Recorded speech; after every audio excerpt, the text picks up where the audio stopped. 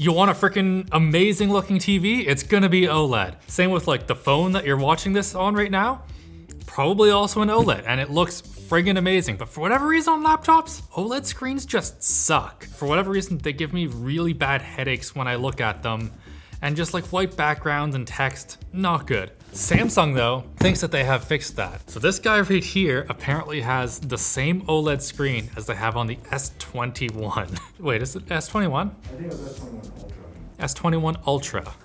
Well, it's not the same screen, it's using the same technology.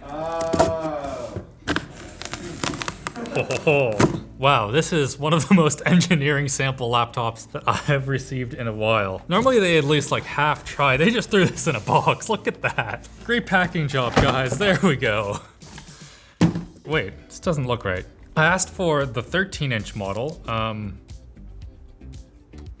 I think we got the 15. Now, before we open it up, let's just do a quick tour. First of all, this thing is super small, especially given it has full-size HDMI right there, along with what, 2 Thunderbolt 4s. And on the other side, we have full-size USB Type-A and what looks like a little SD card reader. So like, Dell, what are you doing? Why does everyone else say like, oh yeah, we can't have full-size USB Type-A when like this thing's thinner than everyone else's laptops? Build quality feels pretty good. This bottom here is very, very plastic. The overall look, like, it's very plain, it's just blue, but it does have a real premium look to it. That's something that like I don't understand, because like Samsung makes these exceptional looking phones and many other things that are good, but until now their laptops have really fallen behind everything else. But let's open her up. I wasn't planning on starting it right yet, but oh geez. So my initial impressions of the chassis are not the greatest ever. There's a big squish zone right about here. Yeah, that's a lot of deflection, and I'm not pressing very hard. Is it deflecting because it's on the mat, though? John asked if it's because it's on the mat. It's not. This is 100% the laptop. Also, dang it, Samsung. I asked them for the one with the touchscreen because there's always a problem where so you have to have like your actual screen and then a touchscreen layer that goes over top of it. Some of the OLEDs that don't have touchscreens look way better on laptops than the ones that do because it has this little like grid over top of it that isn't designed perfectly for OLED screens. Well, Windows says we're almost there, which means, oh, wow, we're in. Just like we're into a segue to our sponsor, PIA. Private internet access is a VPN that allows you to access services and websites as if you were in a different country. It encrypts all of your internet traffic and uses a safe, protected IP. Connect up to 10 devices at once with clients for Windows, macOS, Android, iOS, and Linux. Buy a 1-year plan for $39.95 using the link in the video description. I want to check out the keyboard first, just because it feels snappy.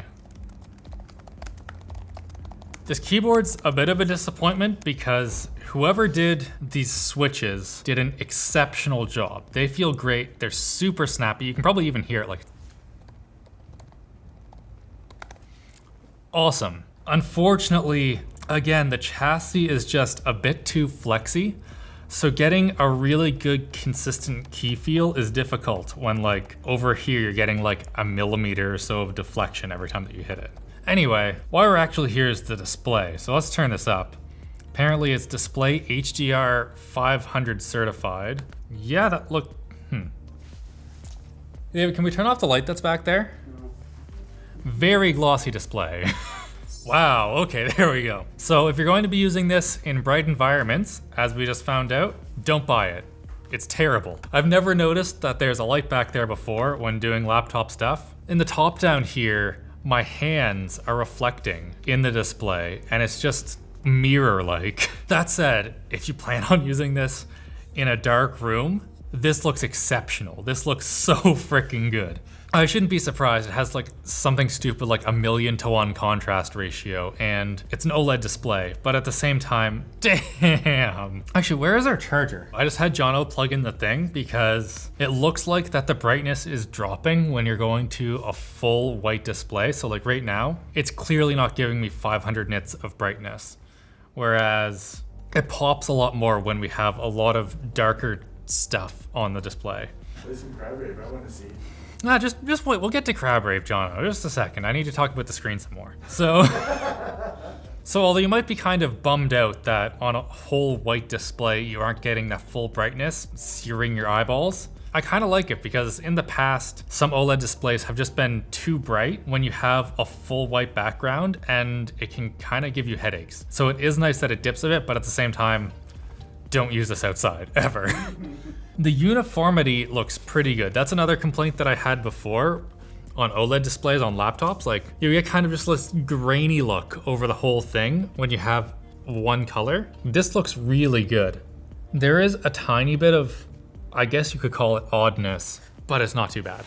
Let's watch something. Okay, I'll do Crab Rave for you, Jono. We'll do the speakers at the same time. So this is only a 1920 by 1080p display. So that is one of the things that I am kind of bummed out. I wish that it was 16 by 10 instead of 16 by 9, but like, this panel's awesome. Oh my God, the black levels, look at that. Speakers don't have much for balls though.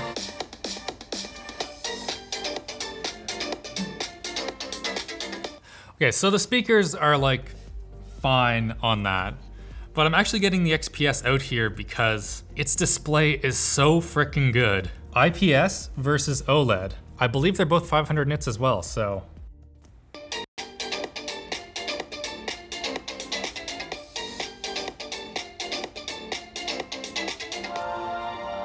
Yeah, there's way more saturation on the IPS.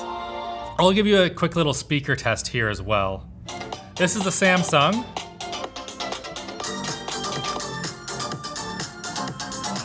It's not even a competition. For display, it's a hard one.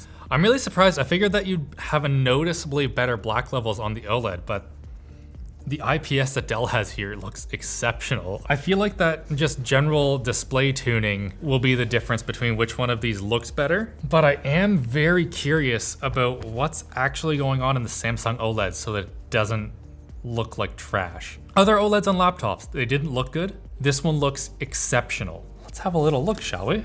Now it's freaking nerd out time. So grab your new microscope, which for one is way better than our old one, but also the software is hot garbage from like 2005. So we'll see how that goes. So first of all, we're gonna look at the XPS, which has an IPS display. We're at 90 times magnification, and this thing is hair trigger for focus. Oh my God, you absolute piece of junk. Yeah, we're seeing about 1.6 FPS. Whoever made this software, Amscope, hello, fix it, please. But that's basically what it looks like. And now I want to take a look at my phone, which has an OLED display, and I think that it uses the kind of cheatery method. Oh, no, it isn't a cheatery one. On old school kind of like OLED stuff, they would have it so that the blue subpixels were bigger than the red and the green because it takes way more energy to create blue light because like wavelengths, that crap. You burn out your blue pixels way faster than the red and the greens. So it makes sense that you would want them to be a little bit bigger, but it can be really hard on your eyes, especially if you have like a slight stigmatism in one of them. But as you can see, the red, green, and blue pixels are all the same. Maybe you can't see because this thing is having a lot of trouble. Okay, that's as good as we're gonna get on this, but you get the picture. Whole bunch of little dots. They are all very uniform. That is what we are looking for on this Samsung one here, because if it has that similar kind of pixel arrangement, that means they're not cheating for this generation, and I am very excited to find out. Whoa, this is so weird. What the f? Oh, this is one of the weirdest subpixel arrangements that I've ever seen. I feel like that they kind of took the pixel size of a 4K display. Yeah, so you get the same number of red and green and blue pixels, but it's so weird because the blues are much bigger and they're also sort of in a row. So you get alternating red, green, red, green, red, green, red, green, and then there's rows of blue so that they can be bigger and presumably less bright. In the past, that's made me feel terrible, like it's given me headaches. But for whatever reason, it doesn't with this one, and it must just be because it's a 1080p resolution instead of 4K, I don't know. But I like this one, and judging by the subpixels, I don't think I should. Wait. What the? So do you remember how I was complaining about the chassis stiffness? You can click the trackpad by pushing the button. Oh, Samsung, come on.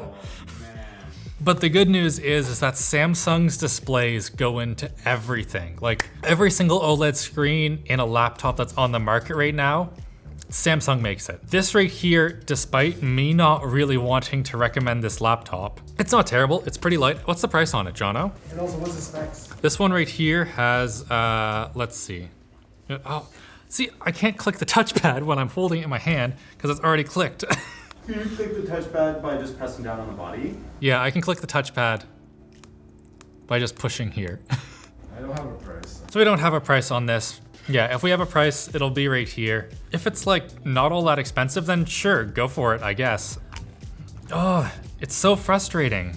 Okay, let's have a little chat, Samsung. This laptop is infuriating because you got so much of it right. This trackpad, the size is great, the feel is awesome, it's really good. Whoever designed this trackpad, give them a raise. Same with the keyboard. This keyboard is awesome. The click feel, exceptional. Overall, besides it being French, really like it. This display, it's one of the best that I've ever seen in a laptop. This chassis, it's terrible. I didn't expect it to make that sound, but it really brings it home.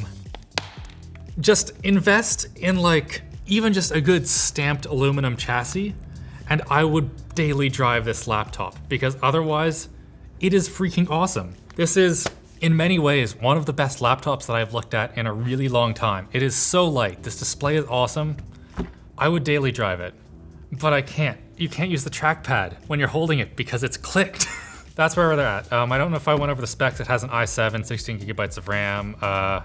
Oh, this one right here actually has 5G, which is friggin' awesome. Another thing, you did great. Oh, and Jono just told me that it's a 68 watt hour battery. With this processor, that is going to give you so much battery life. It's probably like 12 hours plus. Then again, it's an OLED display, but it's 1080p OLED display. I don't know. There's a whole bunch of different things, but you're gonna have good battery life with this thing. Samsung, you are so close to creating the best laptop on the market with this thing right here. It's like everything that the LG Gram should be, minus the good feeling of the LG Gram.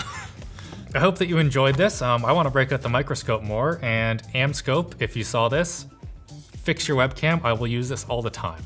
Yeah, that's it. Have a great old day. Get subscribed, hit like. So long.